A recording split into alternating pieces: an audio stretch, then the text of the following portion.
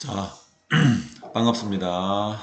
오늘은 로마자 2단원 화법의 원리와 실제에서 66페이지 상황에 맞는 말하기 부분을 학습하도록 하겠습니다. 아무래도 온라인 수업이다 보니까 대면 수업에서 하는 것과는 달리 이론적인 부분을 할 수밖에 없을 것 같습니다. 최대한 교과서 진도를 나가고 실제 수업에서는 여러분들이 활동을 하고 3분 말하기 수행평가를 하는 이런 식으로 수업을 하겠습니다. 그래서 최대한 이론적인 부분을 꼼꼼하게 알아두시기 바랍니다. 자, 먼저 66페이지, 67페이지 두 페이지에 대해서 상황에 맞는 말하기가 나옵니다. 빨리 읽어보면서 중요한 문장의 줄을 빨리 그어봅니다. 자, 꼼꼼하게 빨리 읽어보면서 중요한 문장 줄을 그어봅니다. 조금 기다려 드릴게요.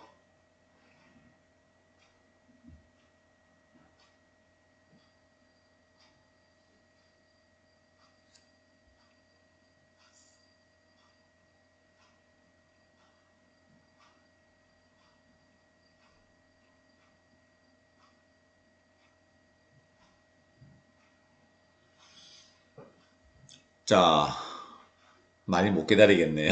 온라인 수업이 그렇네. 자, 첫 번째 문단은 전체적으로 상황에 맞는 말하기를 하자 할 때는 어떻게 해야 되느냐라는 내용이죠. 어떤 문장이 중요한가요? 첫 번째 문장에서는 관계적 목적이라는 말이 나오죠. 이야기를 할 때 상대방과의 관계를 더욱 돈독히 하고자 하는 그런 말하기, 그런 목적을 관계적 목적이라 그럽니다. 관계적 목적의 대화를 할 때는 상대방과의 그런 대화 상황에 맞게 적절하게 표현하고 상대방을 존중하고 배려하는 마음을 담아야 된다. 다 알고 있는 이야기다 이거죠. 친구들과의 관계, 선생님과 학생들과의 관계, 부모님과 여러분들의 관계, 이 세상은 관계가 없이 혼자 살 수는 없다고 그랬죠. 그래서 관계적 목적의 이야기, 상대방과의 관계를 돈독히 하고자 하는 그런 관계적 목적이기 때문에 적절한 상황, 그리고 상대방을 존중하면서 대화해야 됩니다. 특히나 부탁이나 요청, 부탁을 하고 요청을 할 때는 더 그래야 되겠죠. 어떤 일을 해달라고 하거나 맡기는 것을 말하는데 중요한 것은 이 부탁이나 요청의 말이 공적인 상황인지 사적인지를 알아봐야 된다. 공적일 때는 좀 더 정중하게, 좀 더 배려하고 그래야 되겠죠. 물론 사적인 경우도 그래야 되겠지만은 훨씬 더 공적인 경우의 말하기가 더 정중하고 겸손해야 되겠다는 이야기입니다. 지난번에 우리 수업 활동하면서 한번 했던 것 같은데 24페이지 교과서 한번 펴볼래요? 24페이지 보면은 어떤 학습 활동을 했더라 그때? 국제청소년 영화제에 대한 이야기하면서 가글은 학생이 전체 친구들을 대상으로 하는 방송의 글이니까 공적인 말하기였고 나글은 개인이 블로그에 쓴 글이기 때문에 사적인 글쓰기였다 그지. 그래서 같은 소재의 국제청소년 영화제였지만 공적인 말하기인 가에서는 훨씬 더 높임을 쓰고 상대방을 배려하는 말하기가 있었죠. 상대방을 존중해주고. 하지만 나는 그렇지 않았다, 그지? 그래서 훨씬 더 공적인 말하기가 사적인 말하기보다는 좀 더 배려하는 그런 내용이 되겠습니다. 그래서 부탁이나 요청을 할 때도 이렇게 공적인 말하기인지 사적인 말하기인지를 확인하셔야 됩니다. 자, 또 어떤 내용이 중요하더노?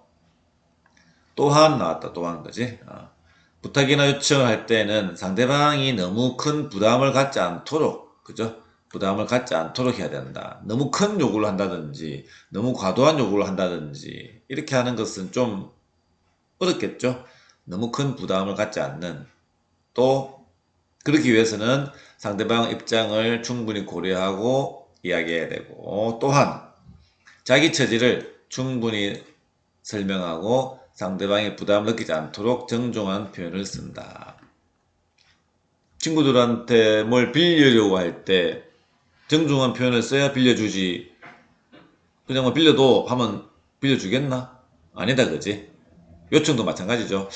제가 동아리 시간 때 댄스부 활동할 장소가 없어서 뭐 학생의 시를 좀 써고자 하는데 제가 써도 되겠습니까? 라고 선생님이 저에게 이야기를 합니다. 같은 관계 선생님 대 선생님이지만은 요청일 경우에 훨씬 더 좀 정중하게 이야기를 해야 되겠죠. 나이 많으신 선생님이라 하더라도 저한테는 이렇게 공적인 말하기이기 때문에 요청이기 때문에 부탁이기 때문에 훨씬 더 정중하게 말씀을 하십니다. 여러분도 마찬가지죠. 여러분도 알고는 있는데 실천을 할 수 있도록 확인을 하시기 바랍니다.